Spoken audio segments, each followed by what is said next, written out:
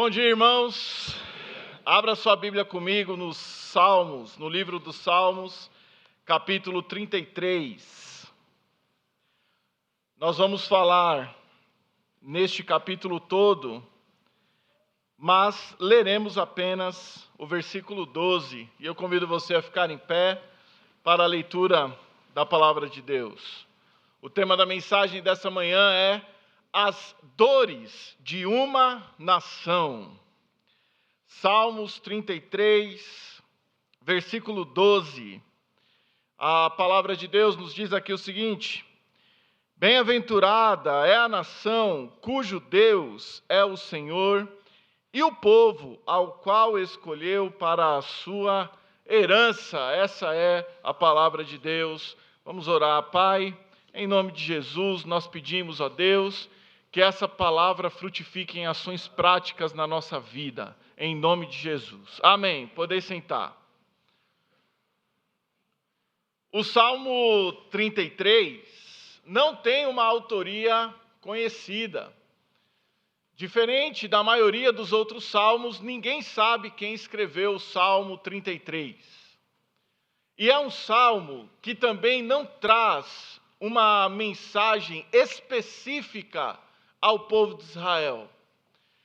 O Salmo 33 é um salmo assim como o 23, que se aplica tanto no Antigo Testamento quanto no Novo Testamento.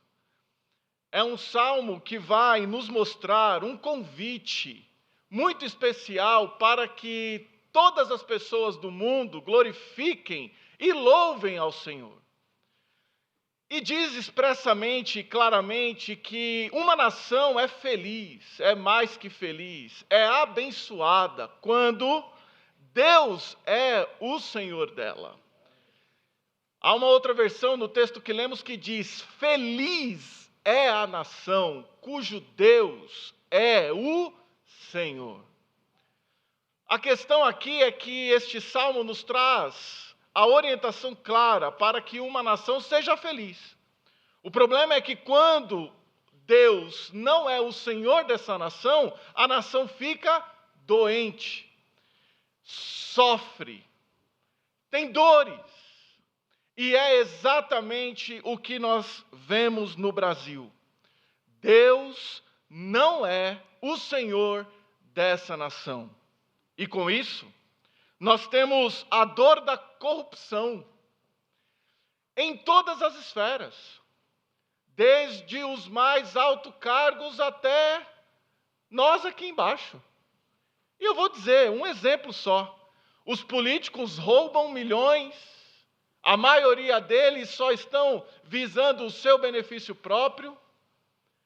O Brasil é um país que, infelizmente, tem a corrupção como uma doença intrínseca, faz parte. Só que, eu não vou perguntar, mas muitos compraram sua carta de motorista. Não fizeram o exame, foram lá e pagaram. Isso é corrupção, do mesmo jeito. O Brasil sofre com corrupção em todas as esferas. E é uma dor muito grande.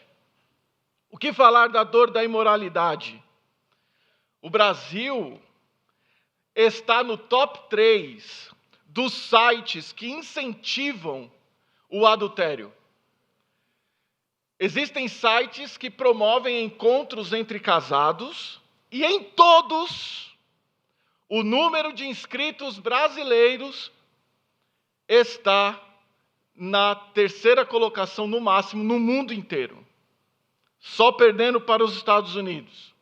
Um outro site de aplicativo de relacionamento de encontros, chamado Tinder, o Brasil, adivinhem, top 3 também. Consequência, o Brasil lidera no mundo o índice de pessoas que estão doentes de ansiedade. Por quê? Porque esses relacionamentos supérfluos, e uma coisa está ligada à outra, neste caso, dessa pesquisa, porque as pessoas estão se frustrando com relacionamentos vazios e superficiais. E as causas dessa doença são relacionamentos precários. O Brasil pede socorro, o Brasil está doente, e este pedido é em silêncio, porque eles não sabem, a nação brasileira não sabe que está doente ou não está ligando para isso. Proporcionalmente, o Brasil ocupa, por 100 mil de habitantes, a 10ª colocação de suicídio no mundo. Em números absolutos, a 6ª colocação. O Brasil está doente. Sem contar, e eu não vou conseguir dizer aqui as estatísticas, mas sem contar a música brasileira, que é um verdadeiro lixo. Sertanejo da sofrência, pagode e funk erótico lideram as preferências musicais do brasileiro. É uma nação que pede socorro. Mas por que a nação brasileira passa por tanta dor? Primeiro, porque não louva ao Senhor. Aqueles que louvam ao Senhor, aqueles que exultam ao Senhor, sentem a presença de Deus. Os primeiros versículos deste salmo vão dizer exatamente isso. Alegrai-vos no Senhor, vós justos, porque aos retos convém o louvor. Louvai ao Senhor com harpa, cantai a Ele com saltério, um instrumento de 10 cordas, cantai-lhe um cântico novo, tocai bem e com júbilo. O povo brasileiro não está louvando ao Senhor, porque aquele que louva ao Senhor é alegre. Quem estava aqui ontem experimentou essa sensação de louvar ao Senhor naquele ambiente de comunhão e foi algo maravilhoso. Agora imaginem se o povo brasileiro louvasse o Senhor. Por que o povo padece? Porque os seus louvores estão para si próprios. Porque os elogios não são destinados ao Senhor. Mas em segundo lugar, o Brasil está doente, o Brasil é um país com dores, porque não ouve o Senhor. Dos versos 4 a 7, diz assim: porque a palavra do Senhor é reta e todas as suas obras são fiéis. Ele ama a justiça e o juízo. A terra está cheia da bondade do Senhor. Pela palavra do Senhor foram feitos os céus, e todo o exército deles pelo Espírito da sua boca. O que significa isso? Se o povo brasileiro ouvisse a voz de Deus, saberia da bondade de Deus. Mas estávamos conversando na sala dos jovens sobre isso, sobre se você chega com a palavra de Deus aberta para conversar em um ambiente de faculdade, você é taxado de um monte de coisa, de retrógrado e por aí vai. Só que as pessoas que falam isso não conhecem a palavra de Deus, porque se ouvissem o Senhor, vamos pensar aqui, bem superficialmente, se as pessoas ouvissem o Senhor, não haveria doenças sexualmente transmissíveis. Não haveria pessoas mergulhadas no mundo das drogas. Se o povo ouve o Senhor, não haveria corrupção. Se o povo ouvisse o Senhor, não haveria fome. Se o povo ouvisse o Senhor, as famílias seriam estruturadas, os filhos seriam bem criados. Então, que evolução é essa que as pessoas estão dizendo que nós estamos passando? Uma evolução onde as pessoas estão morrendo, onde as famílias estão sendo destruídas e os problemas estão sendo usados como ferramenta política. Vamos resolver o problema das drogas. Com o quê?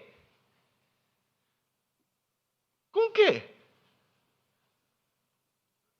Quando nós olhamos, e quem conhece a Cristolândia, sabe muito bem que a maior possibilidade de uma pessoa se libertar das drogas é reconhecendo Cristo como Senhor.